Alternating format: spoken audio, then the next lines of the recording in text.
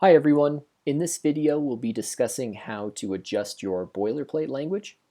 Boilerplate language is typically any kind of general conditions, liabilities, insurance, warranties, really any kind of text that you'd like to be transparent when presenting your estimate to your customer.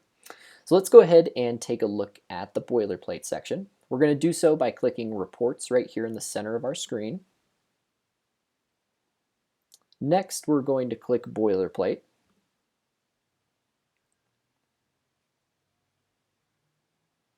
And then we're going to head down to the bottom left, and you're going to see Boilerplate Information.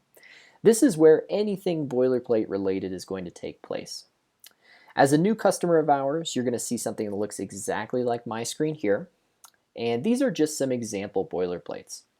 So if I were to click these guys, they'll tell you exactly what I'm outlining right now. Just kind of some examples to give you an idea of how this works. And we're going to walk through the entire process right now for creating a boilerplate. So let's go ahead and click this first boilerplate. When I do, it's going to highlight. And over here on the right side, you're going to see the information that's inside of the boilerplate.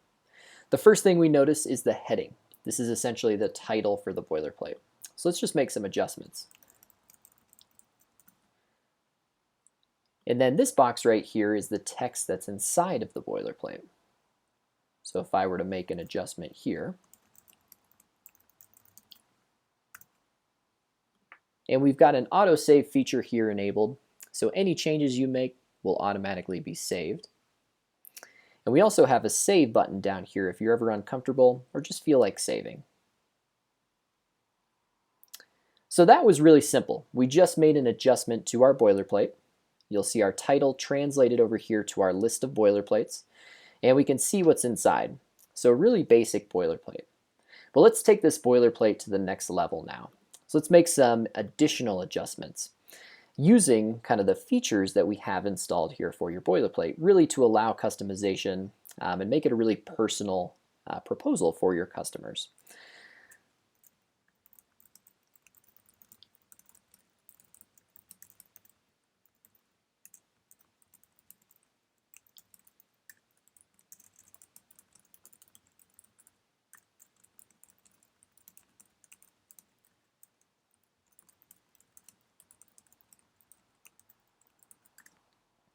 So I've just outlined a few things that we can create with our boilerplate, and let's kind of walk through them.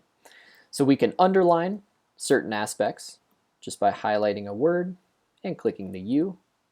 We can italicize just by clicking the I, and then we can bold just by clicking the bold. We can also create lists. Just highlight the text, create an ordered list or an unordered list. We can add variables such as project cost, customer information, address, and customer contact data.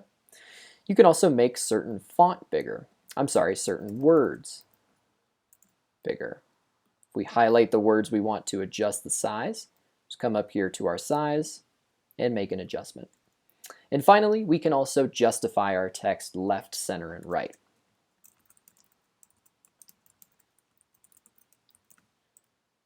We'll type some text in, highlight it, and then go ahead and center it. So you've got all these various customization features, and all of them can be found right here on the right side, adjusting your individual boilerplates. I'll just go ahead and click Save. And the next step, once we create our boilerplate, is to determine which one of our proposals we want it to show up on. And that's where the P, F, and S come into play. P stands for preliminary, F is formal, and S is subcontractor. So if I wanted this particular boilerplate to show up on my preliminary and my formal, I've done that. I've just checked off the preliminary and the formal. You can create a brand new boilerplate just by clicking Add Heading. You'll be given the opportunity to insert it at the bottom or ahead of anything that you've already selected. And this comes into play because our boilerplates are technically ordered. So this is the order that they're going to display. And you're more than welcome to adjust that order using these arrows, so it really gets a customized feel. The final thing we'll talk about here is intro versus outro. Intro just stands for the beginning of your proposal, So it's going to display just below the contact info, and we'll take a look at that in just a second here. And then outro is at the end of your proposal. This is where we'll find things like our signature boxes, our acceptance of proposal, kind of administrative things that you'll typically leave in there if you're looking to get a signature on the proposal. But again, you've got at the beginning and then you have at the end of your proposal here. So two different opportunities for your boilerplate.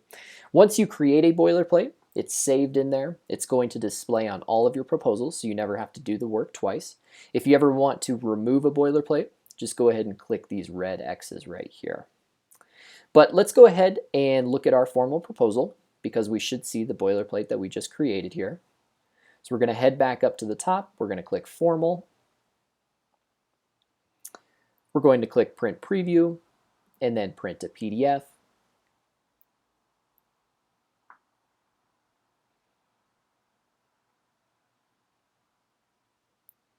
And you'll see here we've got our estimate loaded up here, also known as our proposal.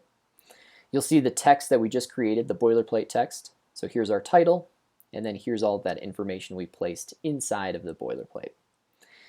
And if we scroll past all of our estimate here, you'll get to the outro boilerplate down here at the very bottom. Typically just reserved for signature boxes, acceptance of proposal, but you could put anything that you'd like in here. And again, all of this information was adjusted just by heading back to our reports section and clicking boilerplate. If you have any questions regarding the boilerplate, please feel free to send us a chat just right down here in the bottom right of your screen, and we'd be happy to help. Thanks for watching.